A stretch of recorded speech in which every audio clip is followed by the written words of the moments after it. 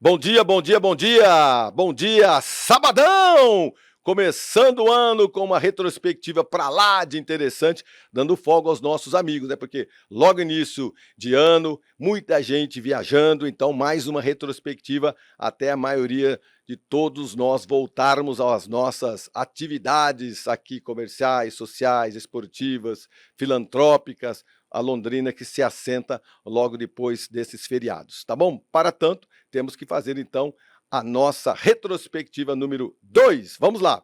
Museus de Londrina, Guardiões da Memória e Cultura Local, com Viviane Guilhermino, Amaury Ramos da Silva e Edmeia Ribeiro. Esses profissionais são dos mais competentes que nós estamos no Paraná, que a gente tem no Paraná, com toda certeza, sem exagero nenhum. Os museus de Londrina, os Guardiões da Memória e Cultura Local, nas mãos da Viviane, do Amaury e da Edmeia, é para lá de especial. Esse Amaury, que já me ajudou, esse Amaury, em todos os meus desafios, essa Edmeia também, e a Viviane, é muito legal, porque verdadeiramente eles conhecem de história, conhecem de Londrina e conhecem principalmente desse resgate cultural que a nossa cidade sempre precisou e precisa, tá bom? Amigos, para vocês três, qual o papel na preservação da memória local? É tão óbvia essa pergunta, mas ela é tão necessária, porque às vezes tem muita gente nesse momento que está nos ouvindo e assistindo e fala, a verdade, eu tenho um quadro aqui que tem 50 anos, eu tenho uma peça aqui que tem 70 anos, isso aqui meu bisavô me deu, vou deixar aqui guardado em casa, ou eu vou jogar fora, ou eu vou passar numa casa de móveis usados e deixar. E eu penso que as pessoas têm que perceber que isso tudo faz parte de uma história, para ser ensinada para todo mundo, para ser mostrada para os alunos e os visitantes do museu, para preservar muito mais. Ela pode até ficar no museu, mas ela está preservada, né? E o papel da preservação na memória local, a importância pela visão de vocês. Pode começar com você, Edmeia. Olha, eu acho que uma cidade que tem um museu histórico, né, é uma cidade que se preocupa com a identidade, com a memória das pessoas que ali moram. Então, instituições de guarda, instituições de memória, como são os museus, né, eles são importantíssimos nesse sentido, para acolher, né, objetos, documentos, qualquer tipo de material que conta a história daquela cidade. Um museu histórico, ele é muito importante porque a cidade pode ir até aquele local e se reconhecer e lembrar, olha, nos tempos tais era dessa forma e olha, está exposto aqui. Vou dar um exemplo. Na nossa exposição histórica, que a gente chama também de longa duração, que é aquela que não muda muito, muitas pessoas, quando chegam ali, se emocionam. Por quê? Porque elas veem, vamos lembrar ali de um cenário que é a Casa de Palmito. Elas chegam ali, veem o fogão a lenha e lembram, nossa, na minha casa tinha, ou outros, na casa da minha avó tinha, e eu lembro que eu ficava perto quando estava frio porque me aquecia. Tem gente que fala que sente até o cheiro, que percebe o cheiro. Fala, você está sentindo o cheiro? Não tem, mas tem gente que já falou isso para mim, quando teve na frente das casinhas mais antigas que tem dentro dos cerimoniais que você montou dentro dos cenários, tem pessoa que já comentou comigo, parece que eu sinto o cheiro do fogão a lenha, daquela madeira dentro de casa. Eu me aquecia na taipa do fogão. Aí, ó. E aí tem uma história, né, que eu usava saco sabe, sobrava, meu pai comprava saco de açúcar, aquele de 50 saco branco, né, Copersucar, lá de Porecatu, né. Aí todos os calção que eu usava quando criança, não tinha cueca também, né? Ela estava escrito assim, Copersucar. Era interessante, porque era de marca. Os calções dele eram de marca. Copersucar, marca azul, bem azulzão. Assim. E aí vai os corredores de corrida começaram a correr de Copersucar, ele ficou chique, né? Aí a minha mãe fazia os calção, o Emerson Fittipaldi de corrida de Copersucar. Minha mãe fazia os calção pra nós, molecada. Com saco? Acabava o saco, já tinha calção novo, né? Então a gente se aquecia em cima da taipa do fogão. Era um fogãozão que a gente tinha na casa que a gente morava, era bem grande, então cabia a molecada, ficava nós era 3 irmãos, né? Ficava todos lá se aquecendo. Por isso que você da taipa do fogão, então tem memória. Tem memória, por isso que você comenta sobre esse espaço dentro do museu, né? Porque ele tem memória, né? Exato. As pessoas chegam ali e se reconhecem. lembram do seu passado, lembram da importância, tem essas memórias, né, afetivas, como a Mauri está descrevendo. Então, a importância de um museu é isso, é levar para a população, é estabelecer um espaço onde elas se reconheçam, né? E é um espaço também, os museus, né, de recolhimento, de acolhimento, na verdade, e salvaguarda de tudo isso que conta a história da cidade, né, de todos esses objetos, documentos, fotografias, né, é um espaço para acolher, para recolher, para salvaguardar, para que não se perca. Exato. Então, uma das coisas que a gente sempre dá muita importância é quando as pessoas chegam até o museu e dizem, olha, eu tenho um objeto tal, e que ele foi da minha mãe quando chegou aqui em Londrina, né? Ela costurou, vamos supor, uma máquina de costurar, ela costurou roupa para muitas pessoas em Londrina. Isso é um objeto muito importante para o museu, porque conta a história das pessoas que vieram, o tipo de trabalho, né? De mulheres, por exemplo, que costuravam.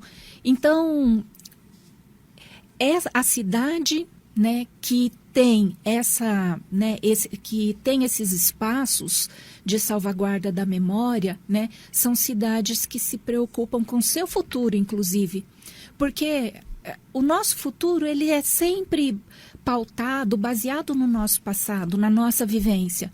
Então, museus são espaços de vivências e vivências múltiplas. Porque a gente não está falando só de um tipo de experiência, são muitas experiências, são muitas etnias, por exemplo, como a Viviane falou, pessoas que vieram, algumas trabalharam em ofícios, né, mais técnicos, como alfaiataria, ou cabeleireiro, ou dentista, fotógrafo, mas outros estavam lá, né, no sítio, na terra, produzindo café. Mão de obra pesada, né? Mão de obra pesada. São vivências diferentes, e são todas vivências que contam e que foram importantes para a conformação daquela sociedade. Exatamente, que é a nossa sociedade. Outra coisa interessante, que quando você coleta um acervo, né, ele vem carregado de memória. Outra coisa interessante também essas memórias, muitas vezes, você olhando o objeto, às vezes você não visualiza. Na hora de você organizar uma exposição, você pegou aquele objeto, um machado, uma foice. Quando você vai entrevistar aquela pessoa que quer doar, né? Ela chega para você e conta a história, não do machado, conta a história das pessoas que utilizaram aquele machado, como ele foi utilizado, por quem foi utilizado, que dia que foi, aonde que foi, que região que foi. Todas as aventuras em torno daquela peça, porque, né? Porque muitas vezes você olha num museu, tem uma peça ali, normal, comum. Não, mas por trás daquele acervo, para nós museus, o mais interessante são a história dessas pessoas que vivenciaram aqueles momentos naquele início da formação da cidade, do município, ou do sítio, ou do comércio. Então, envolve várias atividades. Se é um objeto religioso, tem a história da religião em Londrina, tem a história dos padres, tem a história das freiras. Então, tudo é carregado de memória. De pessoas que vivenciaram aqueles momentos. Aquela peça, então, aquele quadro é um quadro até então sem vida, ele está ali na parede. Você olha e fala, tá, o que tem aquilo? Aí, normalmente, quando eu passei para Dona Diane todas essas peças, né, a Mauri falava para mim assim, não, Marco, esse quadro é o seguinte, esse quadro tem tal pessoa que morreu fazendo isso, que aí o filho dele fez tal coisa, esse quadro ficou guardado em tal lugar. Aí é a história da família, da vida, de toda uma comunidade, às vezes por causa daquele quadro. Ele em si só, ele é representativo, mas são as pessoas em torno dele que são significativas. Outra coisa interessante também, quando você organiza esses espaços, esses cenários, esse roteiro, a gente fala de roteiro expográfico, a gente vai chegar lá mais para frente, né? Esse roteiro ele é construído através dessa coleta de informações que antecede a organização de um espaço ou de uma exposição. Então, antes de todos esses momentos, houve-se uma pesquisa, houve-se as pessoas que se utilizaram daquelas fontes, né? Então, tudo isso é documentado. Então, tudo isso lá para frente, ele é passível de pesquisa, de várias atividades dentro de um museu. Exato. Ação cultural educativa, tudo, né? Para tudo. Para todas as informações que contextualiza aquilo que eu estou criando.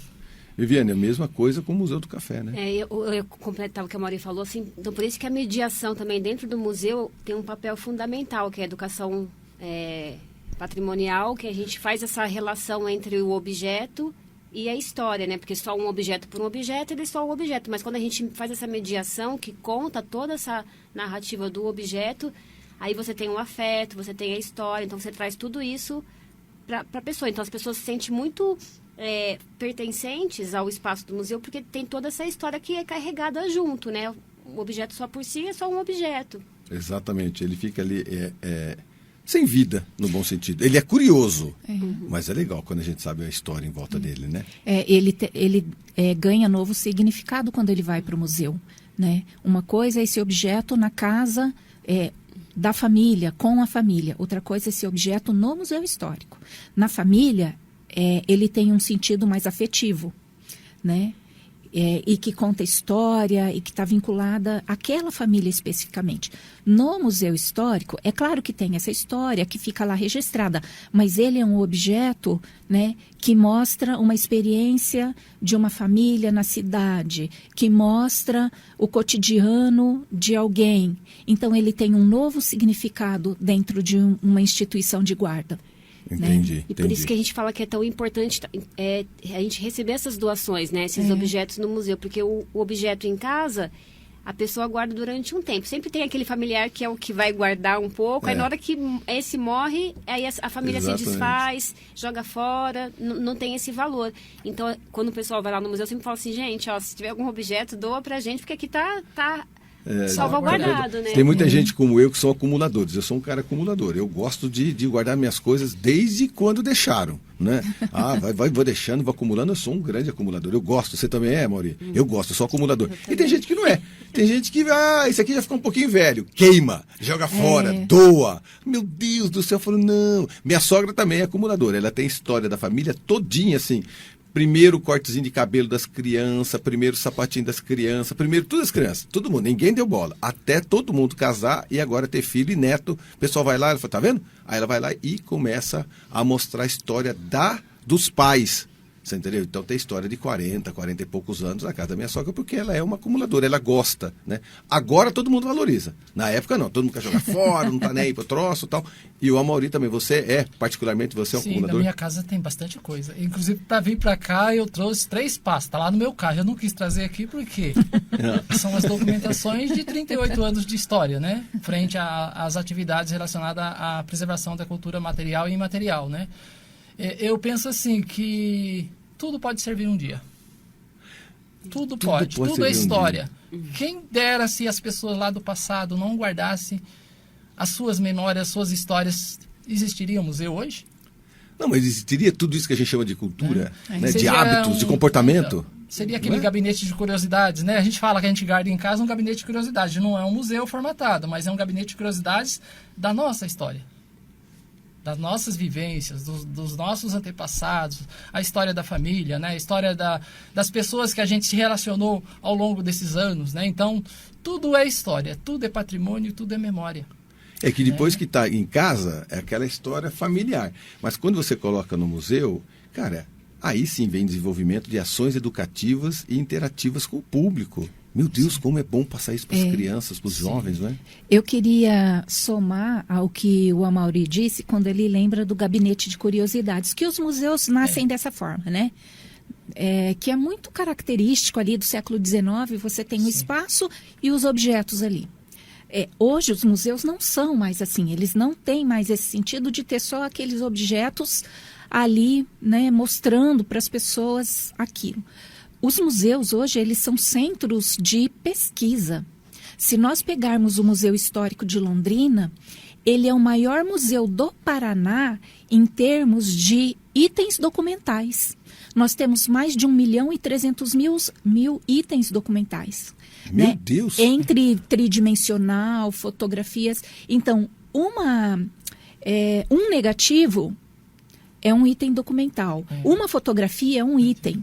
E assim, então, o Museu Histórico, ele recebe, né, pesquisadores não só de Londrina, de outros estados do Brasil também, né? Então, eu acho que os museus deixaram de ser esse espaço de gabinete de curiosidades, né? Ali é espaço de pesquisa. Vamos supor que você vá produzir um programa sobre a história de Londrina. Aliás, quando você pensou, né, nos 90 anos de Londrina, onde você foi primeiro? Sim, no Museu Histórico. Museu Histórico. Vamos supor que você estivesse fazendo um programa sobre a história de Londrina. Com certeza era no Museu Histórico que você iria. Museu do Café também, talvez outros museus, mas o Museu Histórico. Então, os museus hoje, eles têm outros significados e eles são espaços também de ação educativa e espaços de ação cultural. Então, não é só mais um lugar estático, ele é um lugar morto, digamos assim. Ele é um lugar vivo, pulsante, o tempo todo, com Mas é bom as todo pessoas tipo entenderem isso, sabia? Tem muita gente que fala assim, vou lá no museu para ver. Fala, não, se você não quiser ver, você vai sentir, você vai perceber, você vai pesquisar. Diversidade religiosa em Londrina, pela Universidade, o professor Vander de Lara Proença, professor Marco Antônio Neves Soares e o professor Tiago Garcia. Diversidade religiosa pela visão também da Universidade Estadual de Londrina. Grandes professores com um assunto muito especial. Ô Tiago, já começando com você, como que a imigração e a colonização influenciaram a diversidade religiosa na nossa cidade? Eu tenho uma opinião muito minha, né, muito leiga, né? 1930, 31, 32, vem para cá mais de 30 etnias diferentes, não é verdade? Religiões diferentes, né? Povos diferentes, pessoas diferentes, alimentação diferente, costumes diferentes, né? Apenas alguns trajes que eram iguais, mas com certeza em cada mala vieram as suas bíblias, seus terços, seus contos, né? Suas verdades. 32 etnias ou 33 etnias chegaram em Londrina, 1930, 31, 32. Essa imigração e colonização vieram com essas pessoas. E aí, como se deu isso dentro da cidade? De fato, toda a população que chegou em Londrina trouxe junto, né, sua bagagem cultural, não só sua bagagem física, mas a sua bagagem cultural.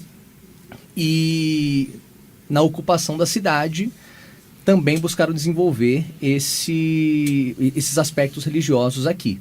Então a gente, talvez hoje, olhando a cidade, a gente nem perceba o tanto de matriz religiosa que já passou por aqui, que ainda existe, mas de fato a gente tem toda essa diversidade também no campo religioso. Desde a imigração alemã, que a gente estava conversando aqui um pouco antes, os italianos, as tradições mais consolidadas na Europa, outras africanas que vieram para cá também, outras que se desenvolveram no próprio Brasil, e elas acompanharam o desenvolvimento da cidade de Londrina. Também, além de acompanhar o desenvolvimento, também tiveram suas particularidades aqui dentro desse espaço. Vou representando aqui, né, dentro do campo religioso, o catolicismo. Dentro do catolicismo, por exemplo, a gente tem uma série de ações que foram desenvolvidas ao longo do tempo. Vou citar aqui o exemplo de Dom Geraldo Fernandes, que foi o primeiro bispo e arcebispo da cidade, e o catolicismo cresceu junto também da sua ação aqui dentro da cidade, junto de outras também denominações religiosas que passaram por aqui. Então tem uma relação muito direta e que os professores também já se debruçaram bastante aí na pesquisa. Tiago, quando vem para cá uma cidade pequena, já vem para cá um bispo, um arcebispo, ou começou com os padres? Quando a cidade é pequenininha, alguém olha assim e fala, olha, a partir desse momento aqui, essa cidade ela vai prosperar. Como começou? Começou já com a catedral, já? Parece que ele adivinhou o que a gente estava conversando antes, né? Que, na verdade, assim, Londrina não é a cidade mais antiga do norte do Paraná. Então, tem alguns padres, alguns bispos que vêm para cá para poder iniciar o seu trabalho. No caso, Londrina tem uma relação muito próxima, ou melhor, tinha uma relação muito próxima nesse início de cidade com Jacarezinho. Então, a Igreja Católica, por exemplo, tinha uma relação muito próximo até por uma questão geográfica, mas também no sentido de iniciar os trabalhos, expandir os trabalhos do campo religioso aqui. Então, a chegada do bispo de Jacarezinho aqui na cidade marca o início da Igreja Católica aqui no município de Londrina. E a partir daí é que a gente tem o desenvolvimento, né, dessa religião nesse espaço que claramente os imigrantes já traziam, né, da sua cultura e tudo mais, mas eles vêm aqui para, de fato, oficializar, para estabelecer paróquias, capelas, locais de culto, para que essa população que está chegando de fora, tanto de dentro do Brasil, possam continuar com seus cultos. A primeira igreja foi a catedral ali, naquele ponto que ela está, ou não? É bem próximo dali, a igreja matriz. Era bem... No centro ali. Bem próximo ali da biblioteca, né? Era naquela região, mas era uma configuração bem diferente ainda, né? Eu imagino. Professor Wander, nessa época que houve uma certa, não separação, né, mas assim, os evangélicos começaram a chegar na cidade também, nessa separação, assim, leigamente, mais uma vez, leigamente, eu comento assim, que nós tivemos assim, as primeiras igrejas evangélica e a católica, aí veio o primeiro colégio evangélico, o primeiro colégio católico, aí veio o primeiro hospital evangélico, o próprio nome está aí, depois o colégio, a Santa Casa. E aí a cidade foi se separando um pouquinho entre essas duas religiões, não que são as principais religiões, mas são as religiões que mais estavam se destacando nesse começo de Londrina. Foi isso mesmo, separando entre evangélicos e católicos? Isso, é muito interessante essa questão, Marcão, porque Londrina tem um aspecto assim peculiar. As igrejas protestantes, chamadas protestantes ou evangélicas, elas começam antes do catolicismo. Normalmente nas cidades de fronteira no Brasil, a igreja católica chega, normalmente você tem ali a praça, cria-se ali, né, uma matriz e a partir dali se desenvolve a própria cidade. Em Londrina, o culto evangélico começa em 1932. Londrina tinha 20 e poucas casas quando chegou uma primeira família evangélica liderada por uma mulher, Maria Teresa, com seus filhos. Seu marido já estava aqui um pouquinho antes para preparar, né, o lote, eles adquiriram esse lote. Eles vieram do interior de São Paulo, da região de Paraguaçu Paulista, e já eram protestantes lá, membros da Igreja Presbiteriana Independente. Então moravam numa fazenda, conseguiram comprar o lote aqui, vendido pela Companhia de Terras, e ela vem para cá e traz a sua Bíblia, né? Então é uma prática muito característica do protestantismo, a leitura da Bíblia. Então ela chega a Londrina em 1932 e, ao chegar, uma semana depois fica sabendo que chegou uma segunda família, que também era da Igreja Presbiteriana Independente. E aí ela procura essa família, a família do Herculano Sampaio, e decide começar a realizar a escola dominical, que também é muito importante para os protestantes. Reuniões aos domingos com crianças e adultos para ensinar a Bíblia. Então, em Londrina, começa numa casa adaptada ali, ainda muito rústica, muito simples, essa igreja evangélica que depois se tornaria muito forte em Londrina. Então, é muito interessante que começa com uma mulher leiga, agricultora, mas que sabia ler. E teve o cuidado de se preocupar com o ensino e a instrução. Então, à medida que chegavam outras famílias, iam se juntando a esse núcleo.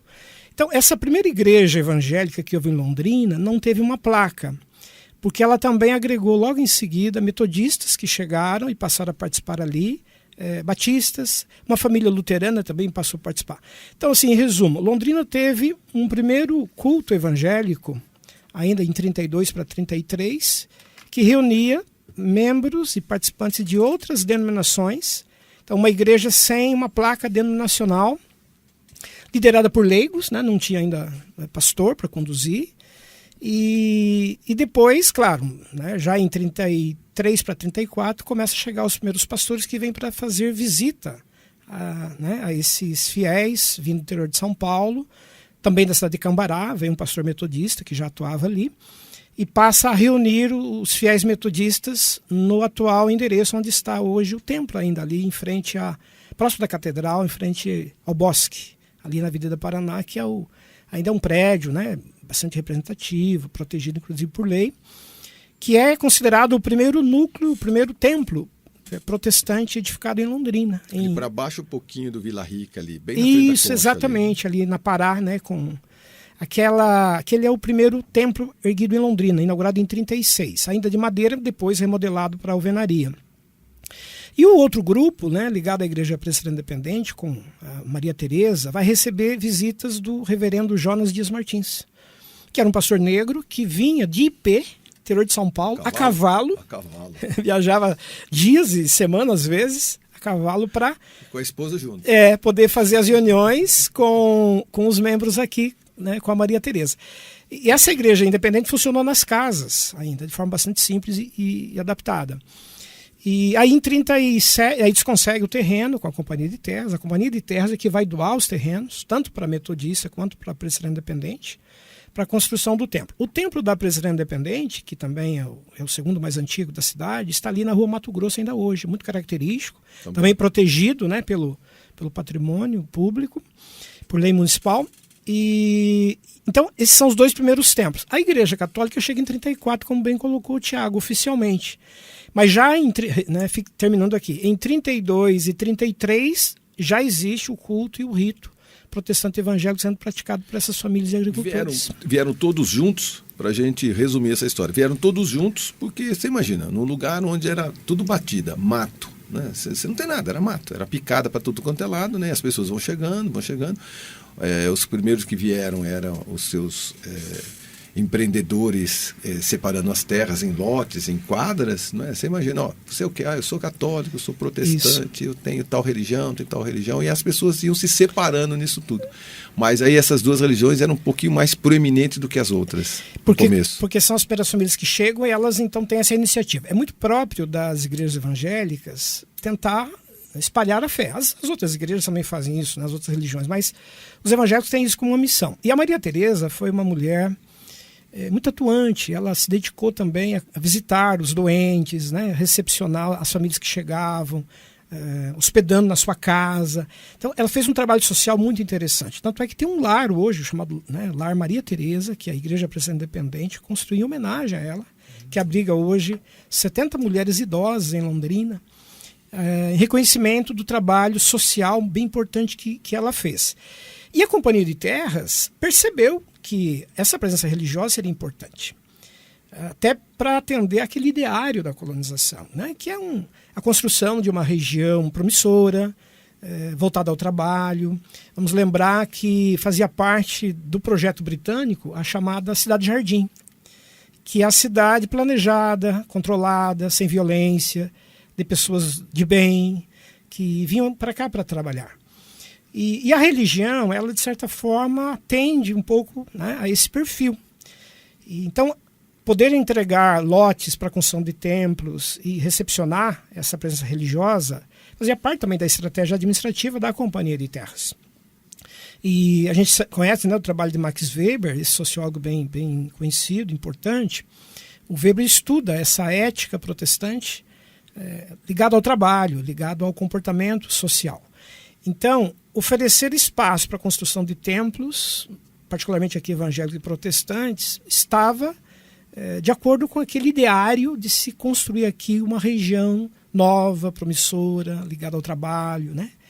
A ideia, então, da questão econômica, que é muito própria, né, desses países ligados ao protestantismo. E os ingleses, né, a companhia inglesa que vem colonizar, tem essas origens protestantes. Então, já trazia esses valores idealizados e eles também foram aqui projetados. Então, concluindo aqui, a presença religiosa na formação de Londrina fazia parte desse ideário, né, de construção de uma cidade Tanto que a gente diferente. Tem fotos, a foto da primeira igreja matriz católica de Londrina do José Giuliani, em 1934. Giuliani. E mostra que é uma proposta da companhia, de fato, fazer propaganda de que, essa terra é uma terra que nasce tudo que você plantar, é uma terra boa, tem religião, tem gente trabalhadora, né? E assim... Era o marketing disso tudo, né? Exato. Professor Marcos, por que existe uma paróquia anglicana na cidade? É devido às origens britânicas de Londrina?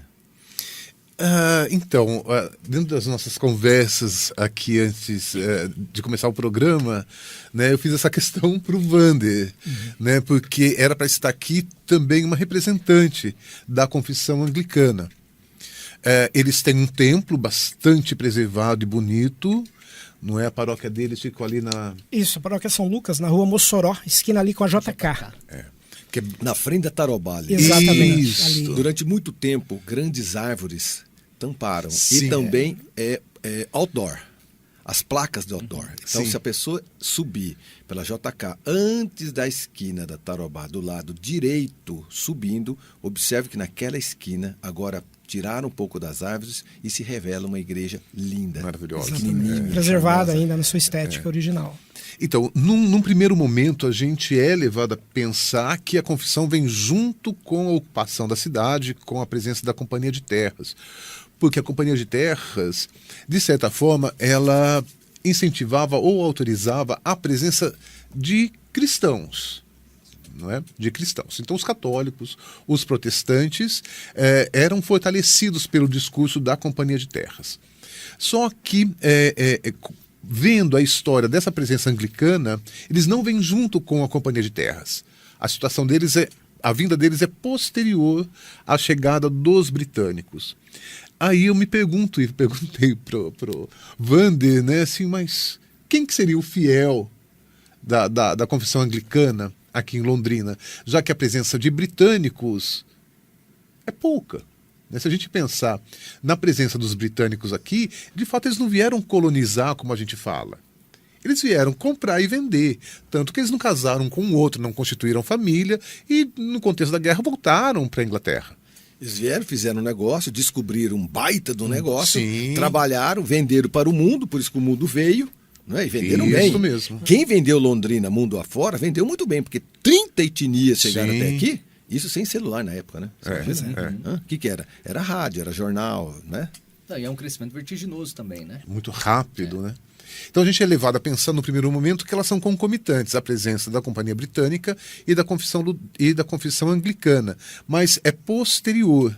E ainda eu fico com essa questão de quem é o fiel anglicano aqui na cidade. Dia Mundial do Rock, Silvio Demétrio, Alexandre Fiuza e Fábio Alves Silveira. Conhecem muito. É uma aula sobre rock com esses três.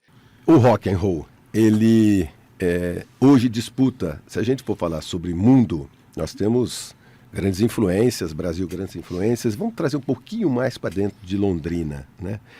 Nós temos uma cidade sertaneja, no sentido de grandes escritórios sertanejos aqui, as casas noturnas, né, tocam muita música sertaneja e tal. Como é que você define Londrina? Vocês três, né? Pelo aspecto que vocês têm estudando, trocando ideia com alunos, convivendo com a noite, nem tanto à noite, né, cara, né? Mas, pelo menos assim, nessa noção que vocês têm. O rock and roll precisa esse resguardo.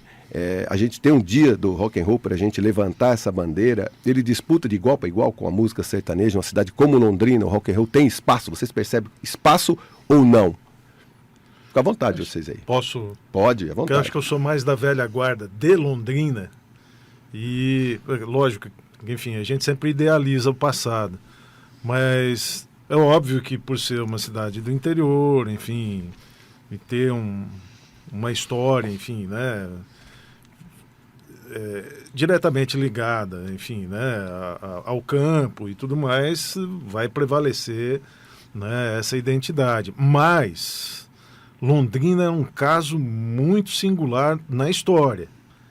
Aqui, né, entre os anos 50 e os anos 70, em função do café e tudo mais, as elites daqui apostavam numa cidade mais cosmopolita, porque ela tinha, até pelo próprio nome, essa relação com a fundação, né, com os ingleses e tudo mais. E aconteceram algumas coisas aqui que foram marcantes, né? Por exemplo, você pega lá o livro que o Carlos Calado escreveu sobre os mutantes, de repente você encontra lá uma coisa que até a gente tem que... Quando eu falo com meus alunos sobre isso, eu falo, vai lá ver para você ver, isso aconteceu mesmo. Porque é difícil a gente imaginar isso hoje, mas o Colher de Chá, por exemplo, né, foi um festival que aconteceu aqui numa fazenda em Cambé, que teve uma repercussão nacional e foi um concerto de rock. Veio o Joelho de Porco, Tony Ozaná, veio os Mutantes. A gente não consegue imaginar os Mutantes aqui hoje, mas os Mutantes vieram. E, né, mesmo depois, década de 80, que daí já, né, eu me incluo aí, enfim, que vinha alguns shows. Então, por exemplo, eu lembro uma vez que eu comprei um ingresso para ir no show do Raul Seixas, ele acabou não vindo porque ele passou mal. Alguns dias depois ele morreu, tocou Camisa de Vênus aqui. Encheu o Moringão. Hoje é difícil a gente imaginar isso. Com contexto. Então, assim, o que dá para perceber é que a identidade da cidade se deslocou, né? Você tinha eventos de cultura aqui, por exemplo, o Filo, que atraíam...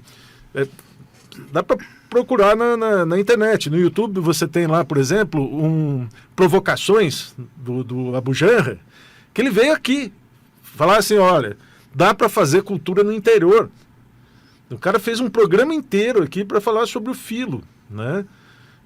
Então, assim, Londrina pode estar com essa identidade, talvez meio que subterrânea hoje, mas ela existe. Bandas importantes tocaram aqui na região, enfim.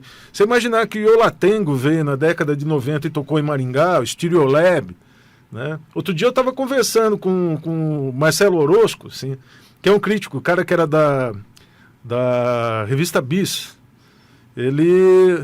Os caras perguntando, assim, falando, o que acontecia em Londrina nessa época, assim, daí me passaram uma planilha, assim, que tinha, assim, né, então veio tal banda pro Brasil, então o Iolatengo, assim, daí, assim, apresentou Rio de Janeiro, São Paulo, Porto Alegre, Londrina, né, Maringá, né, enfim. Por quê, né? Por quê, né? Então, tinha público, tem, né, no caso de Londrina, a figura do Paulão Rock'n'Roll é muito significativa, porque assim, eu lembro, eu era criança, vivi em Apucarana até os 14, 15 anos.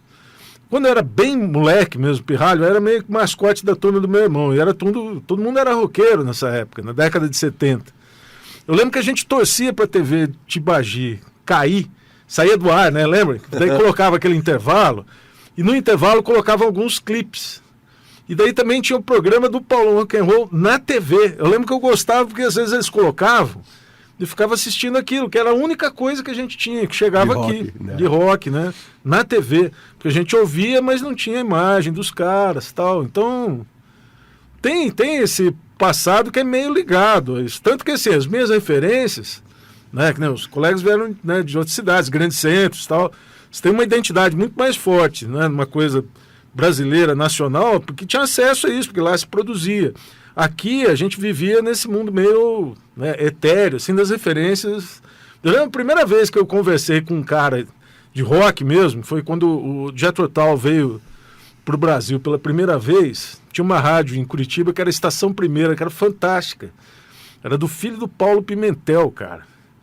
E a gente foi receber os caras no aeroporto e tal. E eu lembro que eu olhava assim, eu meio que não acreditava, porque parecia que eu estava conversando com uma divindade, assim. Falava, porra, os caras existem mesmo, os caras que eu escuto, porque até então... Você era meninão? Eu tinha o quê? Uns 17, 18 anos, alguma coisa assim. Eu fui estudar na escola técnica no Cefet, em Curitiba, e aí calhou do Jethro vir para lá, e foi um momento muito legal, assim, né? Aliás, a década de 80, Curitiba também atraía cada coisa. Não que não atraia hoje, mas, puxa, foi muita coisa legal para lá. O Eric Burdon. Eu acho assim que, independentemente, claro, tem esses grandes nomes, essas grandes figuras e tal, mas tem uma cena alternativa, underground, né? O rock sempre foi... O rock não, pelo menos o punk, ele sempre foi mais underground, né? Tem uma cena underground que ela é viva. Tem assim, por exemplo, tem aquele cara, o cientista, nos anos 90 ele tinha uma banda chamada Hard Money. E agora, um monte de festa no DCE e tal, com esses caras tocando. E Surface, agora a banda dele chama Surface. Esse cara tá quase 30 anos na estrada, o Surface tem mais de 20. fazendo rock autoral. E é uma coisa que às vezes passa por baixo do nosso radar, né? Porque, assim, no radar tá o quê? Tá o que é mainstream, né? O sertanejo e tal. Fernando Sorocaba saindo daqui e tal, né? Enfim, é outro estilo. Não conheço a cena, mas não dá para ignorar que alguns nomes importantes saíram daqui, né? Aquele outro, durante algum tempo eu achava que Luiz Santana era uma dupla. Era um só. Foi essa economia, uma dupla de um. Esse cara morou aqui em Londrina, né? Então, assim, é natural, esses caras são mainstream, e aí o grande público, mas tem uma cena viva de rock autoral. E é mais difícil fazer. Sempre teve. Sempre teve, né? E é mais difícil fazer, né, cara? O autoral é mais difícil fazer. O autoral é uma coisa mais complexa um pouquinho, né? Porque você tem que chamar o seu público, se você desejar o público. Também tem muita banda que não deseja público. Quer tocar para os amigos, né? Faz a sua apresentação ali para a sua bolha, para os seus parceiros, vizinhos e enfim, né, correlatos, né, e não procura uma grande audiência, né, não procura essa busca, mas também o autoral um pouco mais complexo, né, porque aí você tem que conquistar as pessoas com as suas letras, com as suas composições, né. O que eu acho interessante no rock, no punk, é essa capacidade de adentrar mesmo, vamos dizer assim, até germinam as flores até nas pedras, né, digamos assim, que é o caso de Cascavel, que teve uma cena também do rock mais forte no final dos anos 70 e ao longo da década de 80, e também aqui em Londrina. Então, isso é curioso, porque é o interior do Paraná, mas esses gêneros, eles conseguem ganhar alguma significação, alguma amplitude, né? Porque eu cresci em São Paulo, né? Na cidade de São Paulo, como eu disse, quando eu era metalúrgico, e para mim a primeira referência foi justamente o punk, não é? Porque eu tô falando assim de 84, 85, então para mim... A primeira leva. A primeira referência foi o punk. Eu andava de skate, poucas horas de lazer, né? E o punk foi importante para minha formação. Eu acho que abriu assim um olhar, né? Descortinou o mundo, né? De um jovem da periferia, porque às vezes o rock tem muito essa vinculação às classes médias, às elites, né? Que podem consumir, que podem conhecer Londres, ir no estúdio, né, que gravou os Beatles, Abbey Road, mas existe o rock alcançando camadas populares, né, e eu acho que essas são as mais existentes hoje, que eles estavam mencionando. Essa coisa subterrânea, ela acaba ficando fora do mainstream, né, mas ela está aí. Basta ver os eventos que são feitos aqui em Londrina, na Concha Acústica, você tem um público fiel, né? Apesar de tudo. Então, acho que Londrina tem essa atmosfera. Como alguém de fora, vim de São Paulo, morei 20 anos em Cascavel, eu sempre vi essa atmosfera aqui em Londrina. E isso talvez vocês daqui possam sentir que é algo que está se perdendo, mas eu vejo que há uma atmosfera e há condições para que o rock ganhe ainda mais espaço, né, com casas, com espetáculos. E como a gente disse, quem sabe um próximo congresso, né, do rock, que foi interessantíssimo que aconteceu em Cascavel, porque a gente não imaginava que um congresso acadêmico sobre o rock, que parece desvirtuar, né, o rock, né, a contracultura, tivesse tanta relevância. A gente teve na primeira edição 220 comunicações científicas apresentadas de 7, 8 países diferentes. Olha isso. Então, assim, saiu matéria, como eu disse, na Folha de São Paulo, saiu no jornal o Globo, tomadas ao vivo, né, por canais de televisão daqui do Paraná, para todo o estado. Então isso mostra que existe ainda um apelo, né, e muita coisa ainda viva, né, que o rock consegue ainda fermentar, né. Eu acho que o legal do rock é isso, é fermentar as coisas. Eu acho que é trazer à tona questões que impactam diretamente a política, o comportamento, né, ainda que o rock não seja sinônimo de um discurso progressista. Entendi. Né? O rock, ele acaba abarcando diferentes perspectivas ideológicas, né? Mas não deixa de ser uma contradição, né? Quando o rock tenta subverter, você entender que o conservadorismo, né? a política autoritária possa encontrar guarida no rock. E eu acho que isso é uma contradição absurda. E eu não estou falando nem de esquerda nem de direita, estou falando de comportamento, de convivência mínima entre diferentes, né? Eu acho que o rock, pela sua origem, que é negra, né, que é norte-americana, que são os negros dançando e tocando blues, não combina com o conservadorismo político, etc., né? E Londrina Internacional, com a Liz Daiane Paludeto, o Bruno Veronese, Ricardo Neukirchner e Fernando Kiref. Estes são profissionais com muita competência para falar a respeito de uma Londrina internacional. Ô Fernando, onde que Londrina tem mais potencial de negócios com a Espanha hoje? Agronegócio, telecom ou desenvolvimento imobiliário? Olha, vamos primeiro, eu vou falar rapidamente sobre o contexto do investimento espanhol no Brasil. A Espanha, hoje ela é uma das maiores investidoras no Brasil, mas de empresas muito grandes, infraestrutura especialmente. Então, nós temos vários exemplos, por exemplo, telefonia, é um dos maiores investidores no Brasil, é uma empresa espanhola. Estrutura de estradas, aeroportos, energia. Então, a característica do investimento espanhol no Brasil, ele se iniciou por essas grandes empresas. Mas isso não quer dizer que as médias empresas europeias não possam também ter interesse no Brasil. Então, qual é a característica da economia espanhola, principalmente? Ela não é uma economia tão industrializada como, por exemplo, nós vamos ouvir aqui da Itália, da própria Alemanha, que tem uma tradição industrial muito maior do que a espanhola. A espanhola tem uma tradição de serviços muito importante. Serviços turísticos, serviços financeiros e outras características, por exemplo, serviços de aeroportos, etc.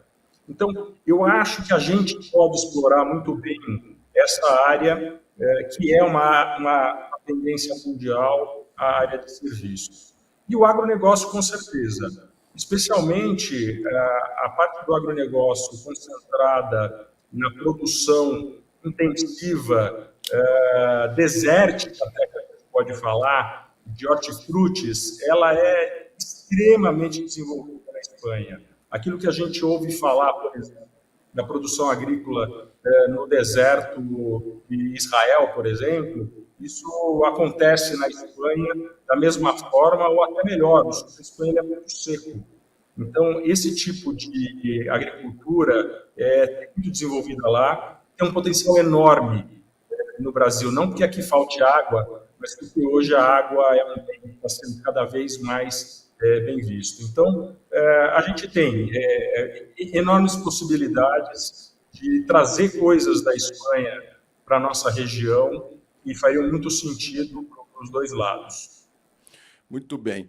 O Bruno, como que o vice-consulado italiano, aí eu percebi como detalhe da Espanha, um país árido, não é? Com experiência em fazer com que essa aridez possa se transformar em produção, porque às vezes a gente reclama, né, da aridez de um país gigantesco como o nosso, e hoje as tecnologias fazem com que você tenha, não é verdade, irrigação e condições de você ter aquele terreno, grandes fazendas que são áridas, em produtivas. No seu caso, como que o vice-consulado italiano pode apoiar Londrina na atração de investimentos e parcerias com a Itália? Bom, primeira coisa, acompanhando os empresários italianos que vêm buscar conhecimento sobre o norte do Paraná. O que acontece aqui, que eu acho, inclusive, um erro que Londrina comete?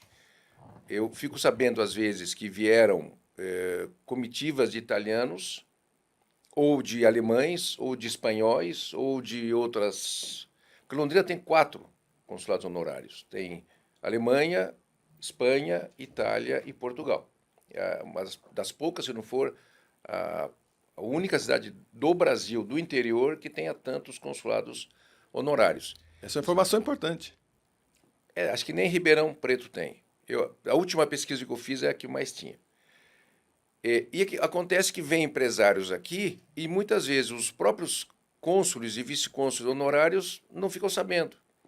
E é importantíssimo, você que é italiano, saber que você está investindo numa cidade ou numa região onde você tem uma representação consular. Porque você pode ter problema de documentação, você pode ter 1000 problemas.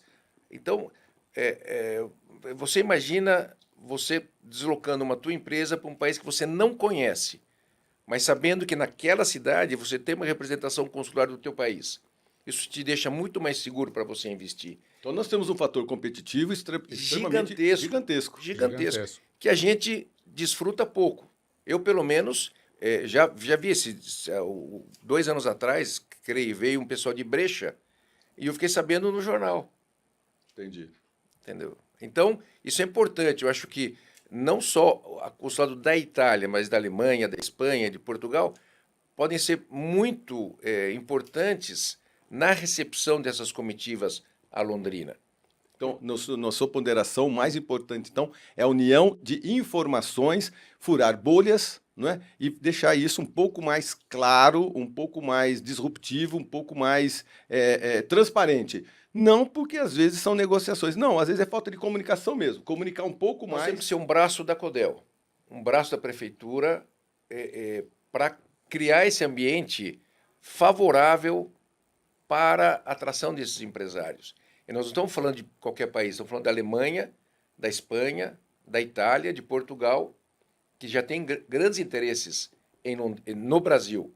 A gente quer que eles tenham interesse no norte do Paraná e em Londrina. É porque, pelo menos no meu conhecimento generalista, o português ele investe muito em hotelaria no país, né? Mas aí ele fica sempre mais para o Nordeste, isso é de grandes grupos, né? Então ali seria todos esses países que já têm seus interesses no país, mas atraí-los para a nossa região, atraí-los para a nossa cidade. Isso aí, sim, a gente pode ter uma parceria junto com a prefeitura. Lícia, esse é um caminho. E não é tão difícil, né? Até queria complementar a fala do Bruno, porque eu concordo com ele. Quando nós recebemos as pessoas aqui, institucionalmente, é diferente desses exemplos que o Bruno deu, que seriam para negócios, o consulado tem sido um grande parceiro e faz toda a diferença. Então, em dezembro do ano passado, nós recebemos uma delegação oficial da Itália aqui, e o consulado foi o melhor parceiro que tivemos, e outras entidades também, eu tenho maior gratidão, a gente até conversou um pouco mais cedo, né, o Sinduscom, a ACIL, o SEBRAE, essas entidades, eles foram essenciais na recepção dessa delegação. E é importante, sim, até fica o recado, eu reforço a fala do Bruno, para o mercado privado também, quando for receber delegação de fora, entre em contato com a gente ali na prefeitura, na Secretaria do Governo, entre em contato com os consulados ou pede nossa ajuda que a gente cria essa ponte e assim fortalece mais tanto a imagem da nossa cidade, quanto o objetivo também da visita e o resultado daquilo que eles estão buscando. Uma sinergia, né? Sim. Ô, Ricardo, como que a presença alemã em Londrina e região contribuiu historicamente para o desenvolvimento local, especialmente no agronegócio? Nós temos uma cidade aqui vizinha, Rolândia, que ela tem uma predominância alemã, mas a gente não pode esquecer de Londrina também, né?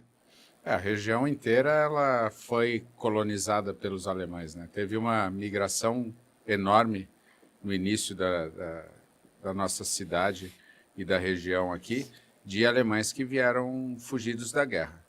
E Rolândia é uma cidade que até hoje mantém a tradição alemã, a cultura alemã, e eu tenho certeza absoluta que os alemães contribuíram de uma maneira muito forte para o desenvolvimento da cidade, em todas as áreas, né?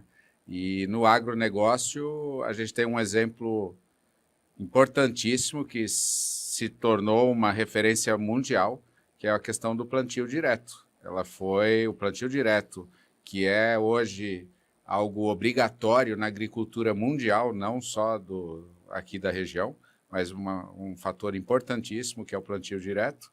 Ele foi desenvolvido por alemães em Rolândia.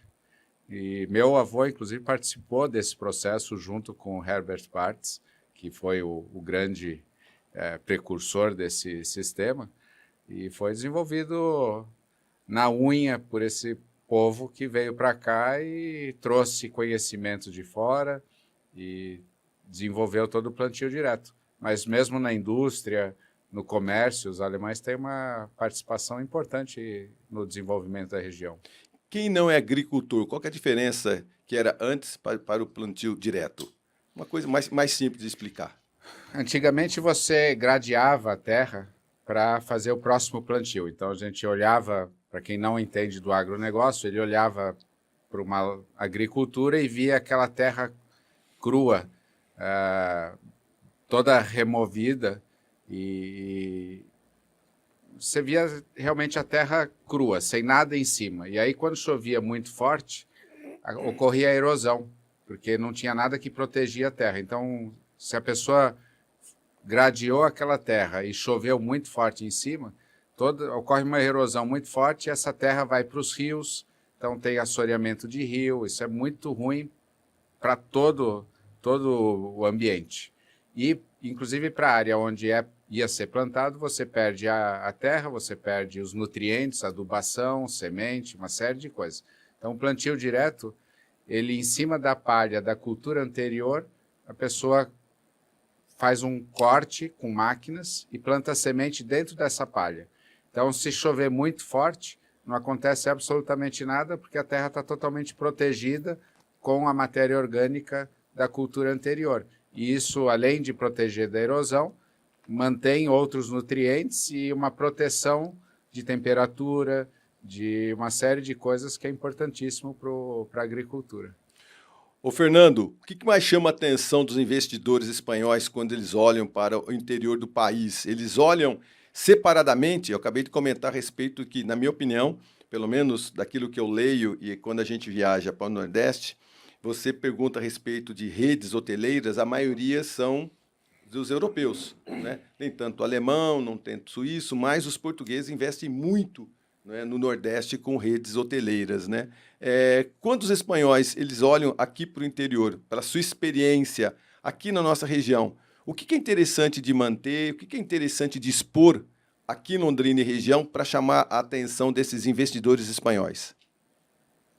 Eu acho que o conhecimento ele poderia ser muito maior. A gente ainda, da mesma maneira que a gente, quando fala de Espanha, pensa que a Espanha é Madrid e Barcelona, tem muito espanhol que ainda pensa que o Brasil é São Paulo e Rio de Janeiro, e o Nordeste para as férias, etc. Né?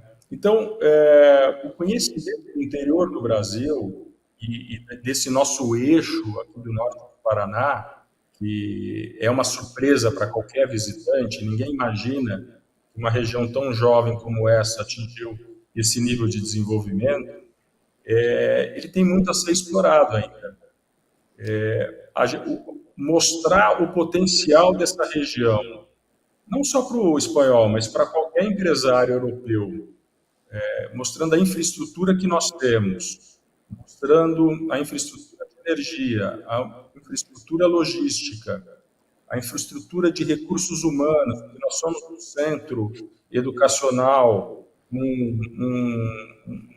um tamanho bastante expressivo, uma universidade estadual de referência, mostrar essa infraestrutura ao custo que nós temos aqui, isso a torna muito atrativa. Porque hoje, você olhar essa mesma infraestrutura em cidades maiores, em capitais, elas estão lá disponíveis também, mas um custo muito maior. Desde o custo imobiliário até o custo de construção, até o custo de mão de obra mesmo. A gente consegue hoje uma mão de obra bastante qualificada na nossa região a custos bem menores, porque o custo aqui é muito menor. Eu costumo brincar que muitas vezes a gente tem a nossa Faria Lima aqui, em Londrina, e o custo do aluguel da Faria Lima em São Paulo compra a sala na Ayrton Senna, né? É óbvio que é uma brincadeira, mas é uma realidade. Então, a gente tem uma infraestrutura excelente e realmente muito competitiva.